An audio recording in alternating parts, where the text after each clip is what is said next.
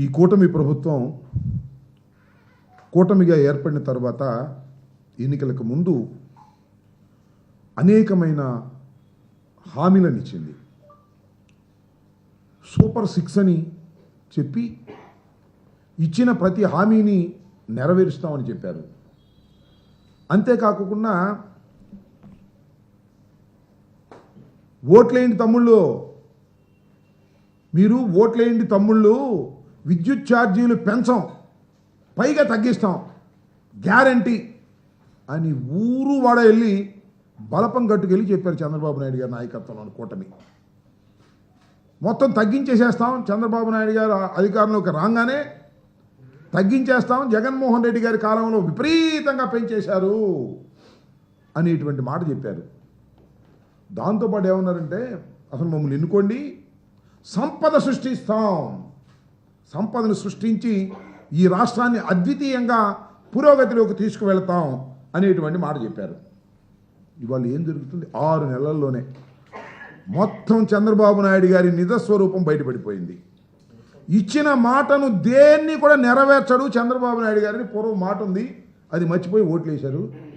అదే స్వామి చెబుతారు, ఓడ మీద ఉన్నప్పుడు ఓడ మల్లయ్య అంట, ఓడ దిగిన తర్వాత బోడి మల్లయ్య అంట. అలాగే రేవు దాటిన తర్వాత తెప్ప తగలేసినట్టుగా, అక్కడ దిగిన తర్వాత అల్లుడు చేసినట్టుగా ఇవన్నీ చంద్రబాబు నాయుడు గారికి ఉండేవి. అవన్నీ మర్చిపోయి ఈయన మాటలు నమ్మి ఓట్లు వేస్తే ఇవాళ జరుగుతుంది ఏంటి అని అడుగుతా ఉన్నా.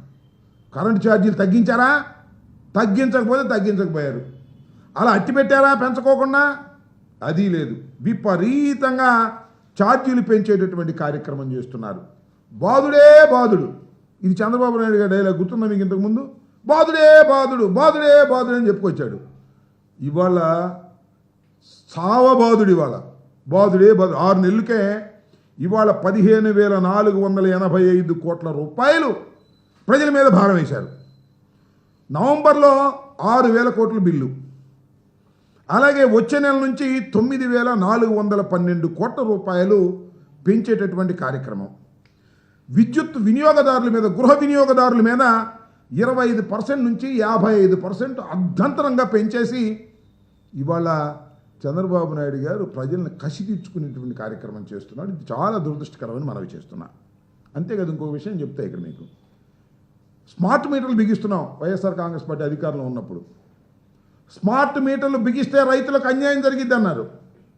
అసలు స్మార్ట్ మీటర్లు పాల్గొట్టేమన్నాడు సాక్షాత్తు ఇవాళ ఉన్న విద్యాశాఖ మంత్రి గారు. రైతులు ఏమి హెచ్చరించారంటే, రెచ్చగొట్టారంటే, స్మార్ట్ మీటర్లు పగలగొట్టేసేయండి, స్మార్ట్ మీటర్ల వల్ల నష్టం జరుగుతుంది, జగన్మోహన్ రెడ్డి గారు రైతులకు ద్రోహం చేస్తున్నాడు కాబట్టి పగలగొట్టేయమన్నారు. వాళ్ళు ఏం చేస్తున్నారండి నాకు అర్థం కాల. మళ్ళీ ఇవాళ స్మార్ట్ మీటర్లు బిగించేటటువంటి కార్యక్రమం చేస్తున్నారా లేదా ఈ ప్రభుత్వం? ఇవాళ దానికి సమాధానం చంద్రబాబు నాయుడు గారు చెప్పాలంటున్నా. చంద్రబాబు నాయుడు గారే కాదు, స్మార్ట్ మీటర్లు పెడితే పగలగొట్టేయమని రైతులను రెచ్చగొట్టినటువంటి నారా లోకేష్ గారు దీనికి ఏమి సమాధానం చెప్తారో ఇప్పుడు చెప్పాలని కూడా ఈ సందర్భంగా నేను మనవి చేస్తున్నా. విపరీతమైన బాదుడు కార్యక్రమాన్ని ఇవాళ రాష్ట్రంలో చంద్రబాబు నాయుడు గారు ప్రవేశపెట్టబోతున్నాడు. అంతేకాదు, విన్నారు కదా మధ్య రోడ్లు, హైవేలు కాదు, ఇక గ్రామాల్లో ఉన్న రోడ్లు కూడా పబ్లిక్ ప్రైవేట్ పార్ట్నర్షిప్ మీద పిలవబోతున్నారు. కొన్ని రోడ్లు సెలెక్ట్ చేసుకున్నారు. అంటే కారు బయటకు తీస్తే టోల్ కట్టాల్సిందే, హైవే ఎక్కాల్సిన అవసరంలా. జిల్లా రోడ్లకైనా, పంచాయతీ రోడ్లకైనా, ఆర్ఎండ్బి రోడ్లకైనా, దేనికైనా టోల్ కట్టాల్సిందే. ప్రభుత్వానికి సంబంధం పబ్లిక్ ప్రైవేట్ పార్ట్నర్షిప్తో దోచిపెట్టేటటువంటి కార్యక్రమాలు చేస్తున్నారు. ఇది సంపద సృష్టించడం అంటే. కారు ఉన్నవాడి 10 దగ్గర కారు బయటకు వస్తే టోల్ గేట్ వేసి, టోల్ వేసి సంపద సృష్టించేటటువంటి కార్యక్రమం చేస్తున్నాడు. నిజంగానే చంద్రబాబు నాయుడు గారు ఏదో సంపద సృష్టిస్తాడు, ఎకానమీలో చాలా గొప్పవాడు, హైదరాబాదును అభివృద్ధి చేశాడు, డబ్బా కొడుతూ ఉంటాయి ఈనాడు, ఆంధ్రజ్యోతి ఒక పక్కన డబ్బా కొట్టే కార్యక్రమాలు చేస్తుంటే అది నిజమేనని అమాయకులు నమ్మి ఓట్లు వేస్తే సంపద సృష్టించడం కాదు, సంపదను దోచుకునేటటువంటి కార్యక్రమం ఇవాళ చంద్రబాబు నాయుడు గారు చేస్తున్నారు. 40 సంవత్సరాల ఇండస్ట్రీ అంటాడు. 14 సంవత్సరాల సుదీర్ఘకాలం నేను ముఖ్యమంత్రిగా పనిచేశాను అని చెబుతున్నటువంటి చంద్రబాబు నాయుడు గారు ఇవాళ సంపద సృష్టించడం పోయి సంపదను దోచుకునేటటువంటి కార్యక్రమం చేస్తున్నాడు. ఆయన కాలంలో సంపద సృష్టించాడు. ఎలాగో తెలుసా మీకు? ప్రైవేట్ రంగ సంస్థలు అమ్మేశాడు, పప్పు బిలాలకు అమ్మేశాడు. ప్రైవేటు సంస్థల్ని పప్పు బెల్లాలకు అమ్మేసి ఎవరికి అమ్మాడు? తనకు కావాల్సిన వాళ్ళకి అమ్ముకున్నాడు. అమ్ముకొని వాళ్ళ దగ్గర డబ్బులు తీసుకున్నాడు. డబ్బులు తీసుకుని ఆయన సంపద సృష్టించుకున్నాడు. ప్రైవేట్ రంగంలో ఉన్న సంస్థలన్నీ అమ్మేసి, ప్రభుత్వ రంగంలో ఉన్న సంస్థలన్నీ అమ్మేసి ప్రభుత్వ ఖజానాకు తీసుకొచ్చినట్టుగా నాటకం ఆడినటువంటి సందర్భాలు ఉన్నాయి. ఇలా సంపద సృష్టిస్తానని ప్రజల్ని మోసం చేశాడు. ఇంకోటి కూడా చెప్తున్నా, సంపద సృష్టించడం కాదు, ట్యాక్సులు వేయటం కాదు, బాధుడు కాదు, అప్పులు తీసుకు అడుక్కుంటున్నాడు. అయ్యా అప్పులు ఇవ్వండి. ఎన్ని అప్పులని నాకు అర్థం కాలేదు. ఇవాళ రాష్ట్ర బడ్జెట్లో 65,000 కోట్ల అప్పు, బడ్జెట్టేతర అప్పులు 9,000, బడ్జెట్టేతర అప్పులు 9,000 కోట్లతో పౌర సరఫరాల సంస్థ ద్వారా 2,000 కోట్లు, 9,000 కోట్లు, మార్క్ఫెడ్ ద్వారా 6,000 కోట్లు, ఏపీఐసి ద్వారా 1,000 కోట్లు అప్పు చేశారు. ఇప్పుడు రాజధాని పేరుతో 31,000 కోట్ల రుణం. మరోవైపు అమరావతికి మరో 21,000 కోట్ల రుణానికి సమీకరించేందుకు సిద్ధం. అప్పులతోనే సంపద సృష్టి కాదు, పూర్తిగా అప్పులు తీసుకొని అప్పులతోనే ప్రభుత్వాన్ని నడపాలి అనుకునేటటువంటి పరిస్థితికి ఇవాళ చంద్రబాబు నాయుడు గారు పడిపోయి ఇవాళ అనేకమైనటువంటి గొప్ప విషయాలు చెప్పేటటువంటి కార్యక్రమం చేస్తున్నాడు. సంపద సృష్టించడం తర్వాత పక్కన పెట్టండి. చంద్రబాబు నాయుడు గారు అధికారంలోకి వచ్చిన తర్వాత ఆదాయాలు ఎంత పడిపోయాయో ఒక్కసారి పరిశీలన చేయమని రాష్ట్ర ప్రజలను కోరుతున్నా. అమ్మకపు పన్ను గత ఏడాది ఇదే సమయంతో పోల్చి చూస్తే 1,000 కోట్లు తగ్గింది. మరొక వైపు రిజిస్ట్రేషన్ ఆదాయం కూడా గత ఏడాదితో పోలిస్తే 1,000 కోట్లు దక్కింది. కేంద్ర గ్రాంట్లు 12,510 కోట్లు తగ్గగా రెవెన్యూ లోటు 9,740 కోట్లు పెరిగింది. ఇవన్నీ చూస్తుంటే చంద్రబాబు చెప్పేవన్నీ గొప్పలు, చేసేవి మాత్రం అభూతమైన కల్పనలు అనేటువంటి విషయాన్ని ప్రజలు గమనించాలని ఈ సందర్భంగా నేను మనవి చేస్తున్నా. దాంతోపాటు ఇవాళ చంద్రబాబు నాయుడు గారు ఒకటి ప్రకటించారు ఇందాక చాలా చిత్రంగా. ఉద్యోగాలకు ఏం చెప్పాడు? ఉద్యోగాలు సృష్టిస్తాను, ఎవరికైనా ఉద్యోగాలు లేకపోతే 3,000 రూపాయలు నిరుద్యోగ భృతి ఇస్తాను అని చంద్రబాబు నాయుడు గారు ప్రకటించారు. కూటమి ప్రభుత్వం ప్రకటించింది. వాళ్ళు చంద్రబాబు నాయుడు గారు చేస్తుంది ఏంటో తెలుసా? ఇవాళే ఇందాక రిలీజ్ చేసే ఒక్కసారిగా 410 మంది ఉద్యోగులను సైబర్ నెట్ నుంచి తొలగించేశారు. సైబర్ నెట్ కార్పొరేషన్ నుంచి మళ్ళా ఫైబర్ నెట్ కార్పొరేషన్ నుంచి మళ్ళీ 200 మంది తొలగించడానికి సిద్ధపడుతున్నారు. ఫైబర్ నెట్లో మీకు ఏదైనా అవకతవకలు జరిగాయని ఉంటే ఎంక్వైరీ చేసుకుంటున్నారుగా, ఎందుకు ఉద్యోగస్తుల మీద పడతారు? ఇలా ఉద్యోగస్తులను తొలగించేసేసి నిరుద్యోగులు చేసేటటువంటి కార్యక్రమం. అదేవిధంగా ఉన్న ఉద్యోగాలు పీకేస్తున్నారు. ఎన్ని ఉద్యోగాలు పీకేశారండి వాళ్ళ చంద్రబాబు నాయుడు గారు అధికారంలోకి వచ్చిన తర్వాత? వాలంటీర్ వ్యవస్థ, దానిలో ఉన్న వాళ్ళందరినీ పీకేశారు. స్పెషల్ డాక్టర్లను తీసుకొచ్చాం మేము, వాళ్ళని కూడా తీసేశారు. వైద్య ఆరోగ్య సంస్థలో కొంతమంది ఉద్యోగులు తొలగించారు. మల్టీపర్పస్ హెల్త్ వర్కర్స్ని తొలగించేశారు. బ్రెవరేజ్ కార్పొరేషన్లో పనిచేస్తున్న వాళ్ళని సరే లిక్కర్ విధానమే మార్చేయటం వల్ల ఆ షాపుల్లో పనిచేసే 15,000 మంది 15,000తోనూ 18,000తో చేసేవాళ్ళు, వాళ్ళ ఉద్యోగాలు పోయాయి. ఇలా ఉన్న ఉద్యోగాలను పీకేసి నిరుద్యోగ సమస్యను మరింతగా పెంచడంతో పాటు నిరుద్యోగులకు ఇస్తామన్న 3,000 కూడా ఇచ్చే పరిస్థితిలో లేనటువంటి దౌర్భాగ్యమైన పరిస్థితుల్లోకి ఇవాళ నెట్టబడింది. చిన్న ఉద్యోగులు, పెద్దోళ్ళు కూడా కాదు పాపం, పిల్లలు 15,000 20,000 మొత్తం ఉద్యోగులందరినీ కూడా తొలగించేటటువంటి దుర్మార్గమైన కార్యక్రమానికి ఇవాళ ఈ ప్రభుత్వం నోచుకుందని మనం వచ్చేస్తున్నాం. ఇదే సందర్భంగా నేను మరొకటి విషయం కూడా చెప్పాలి.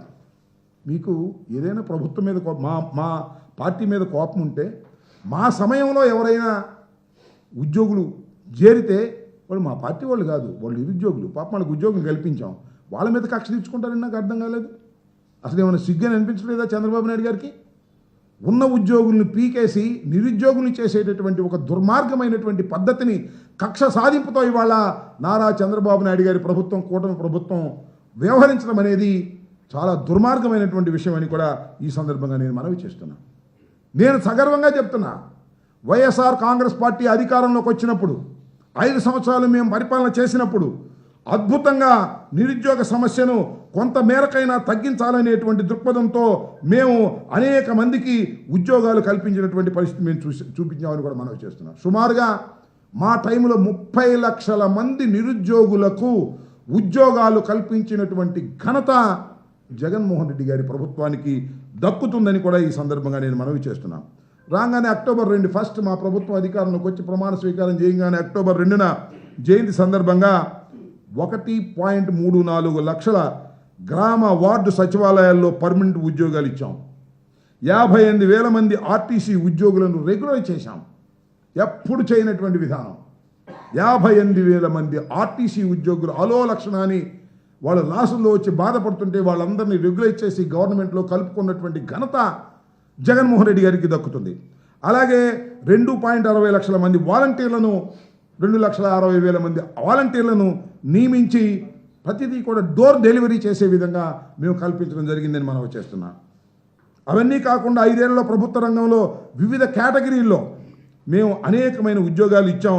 సుమారుగా 6,31,000 మందికి ఉద్యోగాలు ఇచ్చినటువంటి సందర్భం ఉందని మనవి చేస్తున్నాం. ఎంఎస్ఎంఈలు గ్రాంట్ చేశాం. వాటి ద్వారా సుమారుగా 3.94 లక్షల మంది ఉద్యోగాలు ఇవ్వడం జరిగింది.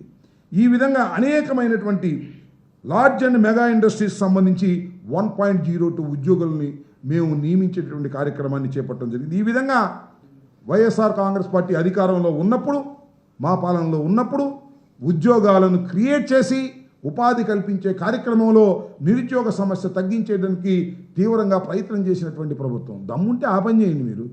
మీరు 30 లక్షలు ఇచ్చే ఉద్యోగాలు ఇచ్చారు. మేము 60 లక్షలు ఇస్తామని పోటీ పడాల్సింది పోయి ఉన్నోళ్ళని పీకేసే కార్యక్రమం. వాలంటీర్ని పీకేశారు. బ్రాందీ షాపుల్లో పనిచేసే వాళ్ళని పీకేశారు. సరే, బ్రాందీ షాపుల్లో మొత్తం మీరు పాలసీని మార్చేసి ప్రైవేట్ రంగానికి ఇచ్చేశారు. ఇవాళ ఫైబర్ నెట్లో సంబంధించిన వాళ్ళ 400 మంది పీకేసి మళ్ళీ 200 మంది పెట్టేసే కార్యక్రమం ఉన్నారు. ఒక దుర్మార్గమైనటువంటి పరిపాలన ఇవాళ సాగుతూ ఉంది. విద్యుత్ ఛార్జీల పెరుగుదల మీద 27వ తారీఖున మేము నిరసన తెలిపేటటువంటి కార్యక్రమం చేస్తున్నామని కూడా ఈ సందర్భంగా నేను మనవి చేస్తున్నాను. చంద్రబాబు నాయుడు గారు దగ్గర ఉన్నటువంటి కార్యక్రమం ఏమిటంటే అధికారంలోకి వచ్చిన తర్వాత బాదుడే బాదుడు, పీకుడే పీకుడు. బాధటం, ఛార్జీలు పెంచి బాధటం, ఉన్న ఉద్యోగాలను పీకేయటం. సంపద సృష్టి అంటే చెప్ప తీసుకొని అడుక్కునే కార్యక్రమం చేయటం తప్ప సంపద సృష్టించేటటువంటి కార్యక్రమమే చేయనటువంటి ఒక దుర్మార్గమైనటువంటి పరిపాలన వాళ్ళ చంద్రబాబు నాయుడు గారి కూటమి ప్రభుత్వం చేస్తుంది. దీన్ని ప్రజలు గమనించాలి. సరైన సమయంలో దానికి మీరు సమాధానం చెప్పవలసినటువంటి బాధ్యత ఈ ప్రభుత్వానికి ఉంటుందని కూడా ఈ సందర్భంగా నేను హెచ్చరిస్తూ ఉన్నాను.